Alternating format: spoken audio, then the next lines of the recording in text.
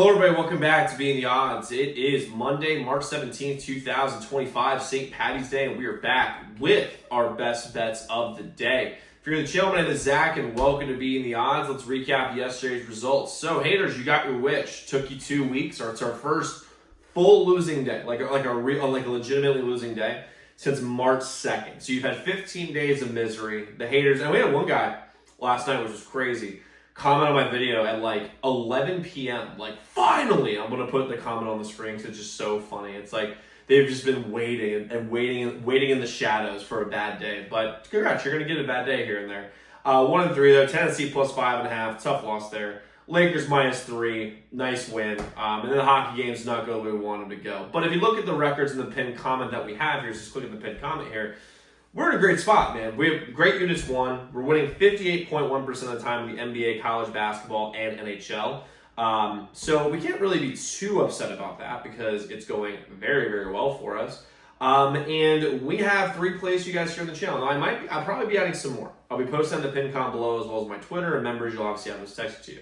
Now, by the way, speaking of members, we didn't have a losing day in general yesterday because our members, we went 4-2. You can see that on the screen right here. We went 2-1 our 2-unit plays, 2-1 our 1.5-unit plays. Even with the losses in the free video, myself and the members, we still had a winning day, but overall for the video, it's our first losing day in 2 weeks. So feel good about where we are. We keep on winning money. You can become a member, by the way, at zdmbets.com/picks. Website is linked in the pinned comment below. And there's not a week that is better to become a member than the first weekend of March Madness with the NIT tournament and everything else. You can find the websites are in our pinned comment below here. But like I just alluded to, this is like the best week for me in the entire year, other than when football starts back up, because we got the first weekend of March Madness. We have NIT, obviously NHL and NBA. And I just can't wait to jump into it. But some things I saw in the tournament that, let's talk about the tournament, because the bracket's out. And that's really the biggest news of the whole day, even more than the picks. And first things first, I think I want to look at this thing, and I want to give you guys a little bit of insight. Now, by the way, I did a full bracket video. I went through every single game and showed straight out. Now, those are not my betting picks, but my straight up bracket, I made a video about it last night. You can check that thing out on our channel. I would definitely go watch it. Actually, I got some serious upsets in there. Have a bunch of 6 seeds in the Elite 8. It's a good bracket. I think actually will make waves and hopefully win your bracket pool. However, when we're looking at this tournament, a lot of times the number one bit of news is like, okay, who got snubbed type of thing. And I looked at the snubs that we have here, and the first 4 out were West Virginia, Indiana, Ohio State, and Boise. That's what the committee released last night. Boise, Ohio State, and Indiana, I'm very okay with them not being in because they didn't deserve it. West Virginia, though, got absolutely hosed, and I don't know how on earth the committee can look themselves in the mirror and put UNC in there, given they had 1 quad 1 win, and the only win they had was against Louisville, who is an 8 seed in the tournament. I don't really see how that's possible. Obviously, I'm preaching to the choir. I think you can watch basically any show and see that, like this opinion that I'm giving right here. But West Virginia absolutely should have been over UNC, just for the record. The second round matchups, though, are going to be elite. I don't know if you guys have been looking at this. I mean, I looked at my bracket. Obviously, I made my bracket last night. You can see where they are. But we have some potential for some absolutely badass matchups. For example, Louisville-Auburn in Kentucky is going to be awesome. That is going to be a great Louisville-Auburn, and it's going to be in Kentucky, in Lexington, Kentucky. Basically a home game for Louisville. That game is going to be an absolute battle. We have an opportunity for Texas A&M, Michigan. It's going to be unreal. Iowa State, Ole Miss is going to be great. You have an opportunity for Florida, UConn. That's going to be sick. I mean, we can go through these matchups. I mean, there's some times where you look at the bracket where it's like the first game, like the first round, you can whatever. The second round matchups that we have the ability to have here, like possibly, is going to be awesome. And we get the opportunity for Kansas St. John's. Over here, we have Houston Gonzaga is going to be sick if we get that matchup. We have an opportunity for no, that's not a great one. But BYU and Wisconsin could be. I mean, that game could be 250 points on a total here. But the second round matchups here, Baylor, Duke, Mississippi State or Duke, that's going to be sick. So we've got like so many great opportunities here for awesome matchups, and I just can't wait for this tournament to get started. But a few things you're looking at for just betting purposes here that you may want to be looking at here. First things first, what we want in this tournament, and I don't know about y'all, but this is how I feel, is that what we want is we want upsets early and we want great teams late. So in the first round, maybe second round, we want to have some upsets, but really at the end of the day, we want to see the big names go against each other, and that's personally what I want. Because we don't want a Final Four game where it's like out of the 2 games, one of them is a 30-point blowout, right? However, that's what we want.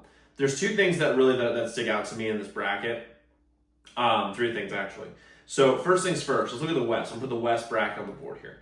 For some reason or another, they're calling this bracket the region of death for some reason. I don't really get this one, other than the fact that Florida is very, very dominant and they're awesome. I see that. I understand that. But outside of that, all these teams are flawed. Like, you look at the top 8 seeds, all of these teams are flawed. UConn is not the same team as last year. They are not. I don't understand why they're put in this bracket of death. I don't get it. I don't know why that's the case. That they're not that great. Memphis is. I think that Penny is a great recruiter, but this team has lapses where they lose games or they put themselves in position to lose games they absolutely shouldn't. Maryland is flaky as hell. Julian Reese is a great player. I think he's probably their best player on their team, but he's like continuously makes just dumbass decisions over and over and over again that cost his team in big moments. Missouri can't play defense. Texas Tech offensively sputters all the time. You've got Kansas as well, who is not the same Kansas team. And then you have St. John's, who can't make threes or free throws. So other than Florida, I mean, I don't really see why this thing is the bracket of death. This right here could be the most chalk bracket, chalk region, I say, in the entire bracket. So if you're looking at something where you're like, okay, like how should I look at this for my pool? I mean, you might be looking at this as chalk. Okay, against the spread, this can all change, for the record. This is on Monday, the 17th, not Thursday.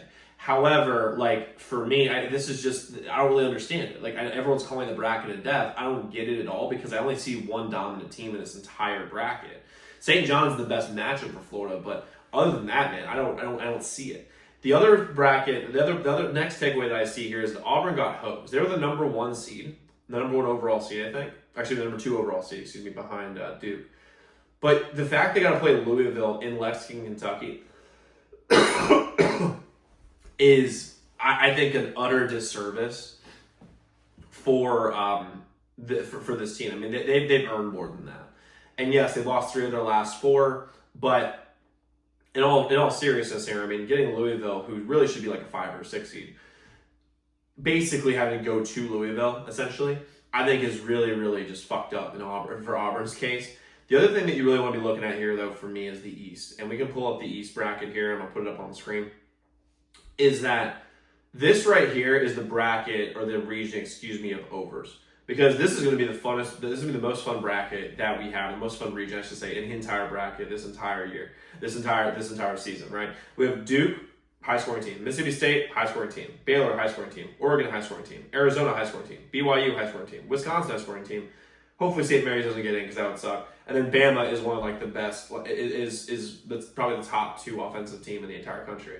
I mean, this is going to be a fun bracket, one to look at in overs. But the thing is, guys, you got to be thinking this will be really fun games to watch. But I wouldn't be surprised if the odds makers, and I haven't really looked too much at the odds yet because I want to see kind of how they settle in throughout the week. But I think these totals are going to be really high, especially in the second round, and as well as the round of 32 and the Sweet 16 and the Elite 8. So just be on the lookout for that. But I like the overs here are real good. And I think the actual bracket of death, by the way, is the Midwest. That's what I actually think. Because the Midwest, you have Houston, dominant. Gonzaga, who had some bad losses early, but throughout the year has gotten substantially better and won their conference tournament and dominated St. Mary's, by the way. That was one of our biggest plays, by the way, a 3-unit bomb on Gonzaga last week. You have Clemson, who almost made the Final Four last year and honestly could have made the Final Four last year. McNeese, who's the best non-Power 5 basketball team in the entire country. Purdue, who's been very good this year. High Point, who's probably the second best non-Power 5 team that we have. Illinois, who's streaky and who can go on a run. You have probably Texas in there, which they looked great in the SEC tournament. Kentucky's a bunch of frauds, so you have that in there. But then UCLA has been great this year after a weird start. And then Tennessee, I mean, they lost to Florida, but they basically dominated the game against Auburn 2 days ago. I mean, that's the actual bracket of death, or the region of death. People are calling it the West. It's actually the Midwest. They just missed the mid on there. But If you want the full bracket breakdown, I made a whole video for it. I'll post in the pin com below as well so y'all can see it. But I'm so excited for this, man. This is going to be a really fucking fun.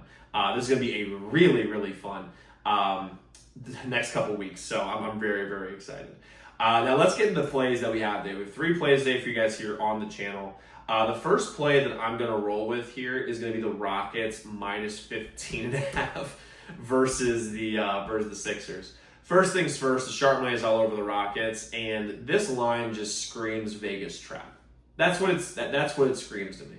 This is just saying, for the love of God, Vegas is like, please bet the Sixers, please bet the Sixers, please bet the Sixers, because it's 15.5 points, and the Rockets have played a little bit worse over the last couple weeks or whatever, even though they're at home, but they're still like 15.5 points is a lot in the NBA.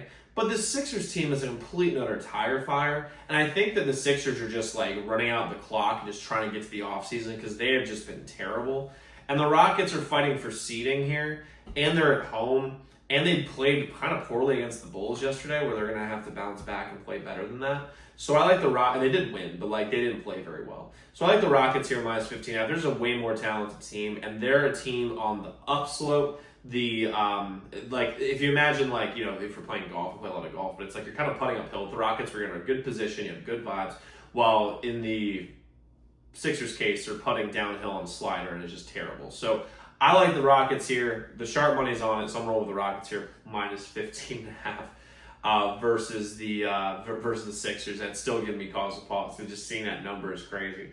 Next, we'll the over 6.5 Jersey and Columbus. I like them at plus 114 here. The sharp money is on the over here. Columbus has been the best over team of the entire league this year. And the second half of the year, New Jersey's been going over these numbers like crazy. And I did it at plus 114, which is great. So I love the Columbus here, Columbus Jersey over 6.5.